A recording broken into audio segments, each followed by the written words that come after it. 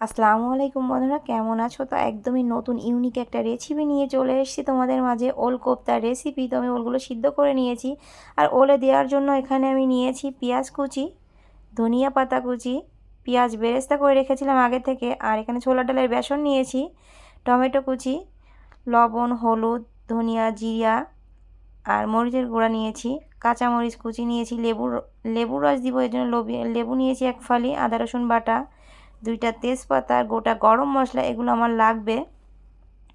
তো এবার আমি ওলটা ভালো করে চটকে নেব। জানি না তোমরা কেউ এরকম ওল কোপ্তা খেয়েছো কি না। তো ওলটা আমি ভালো করে চটকে নিয়েছি, ম্যাশ করে নিয়েছি। এখানে পেঁয়াজ দেব, আর পেঁয়াজের পরিমাণটা একটু বেশিই লাগবে, এজন্য আমি পেঁয়াজ কুচি দিয়েছি, বেরেস্তা দিয়েছি, এখানে কাঁচামরিচ কুচি, ধনিয়া পাতা কুচি, সব কিছু পরিমাণ মতো দিতে হবে। এবার আমি পেঁয়াজ বেরেস্তাটাও দিয়ে দিলাম, আদা রসুন বাটা, আর যে গুঁড়ো মশলাগুলো নিয়েছিলাম, লবণ, মরিচের গুঁড়া, ধনিয়া গুঁড়া, জিরা গুঁড়া আর হলুদ গুঁড়া। আর এখানে আমি বাইন্ডিংয়ের জন্য বেসন দিয়ে দিব। তোমরা চাইলে এখানে চালের গুঁড়া দিতে পারো, আমি বেসন আছে এই জন্য বেসনটা দিয়ে দিলাম। তো বেসনটা আগে থেকে একটু শুকনো খোলায় ভেজে নিলে বেশি ভালো হয়, কেননা বেসনের কাঁচা গন্ধটা চলে যায়। তো আমি আগে থেকে শুকনো খোলায় ভেজে নিয়েছিলাম। তো আমি দেখো মাখানো হয়ে গেছে, এখানে আমি লেবুর রস দিয়ে দিচ্ছি, আর আমার বাসায় লেবুর রস ছিল বলে লেবুর রস দিচ্ছি, না দিলেও কোনো সমস্যা নেই। তো তোমরা ওল কেউ চেনো কি না আমি জানি না, যদি ওল না চিনে থাকো অবশ্যই, আর যদি চিনো তো অবশ্যই বাসায় এরকম করে খেয়ে দেখবা। তো আমি এরকম কোপ্তার আকারে সবগুলো ভালো করে ডিপ ফ্রাই করে নিব।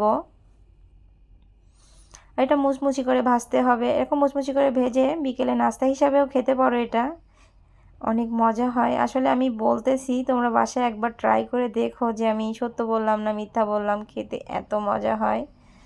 দেখো কত সুন্দর মুচমুচে হয়েছে। তো আমি সবগুলো এভাবে ভেজে নেব। তো সবগুলো ভাজা হয়ে গেছে। এবার তেলের ভিতরে আমি তেজপাতা, গোটা গরম মশলা দিয়ে দিলাম।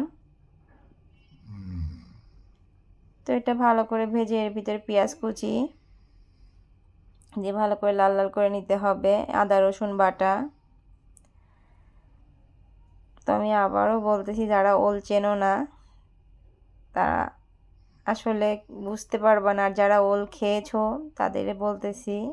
তো একবার এরকম বাসায় খেয়ে দেখো, ভালো লাগবে। অনেক ধরনের মাছের কোপ্তা খাও, মাংসের কোপ্তা খাও, কাঁচকলার কোপ্তা খাও, ওলের কোপ্তা একবার খেয়ে দেখো, অবশ্যই ভালো লাগবে। তো আমি সব গুঁড়া মশলাও দিয়ে দিয়েছি।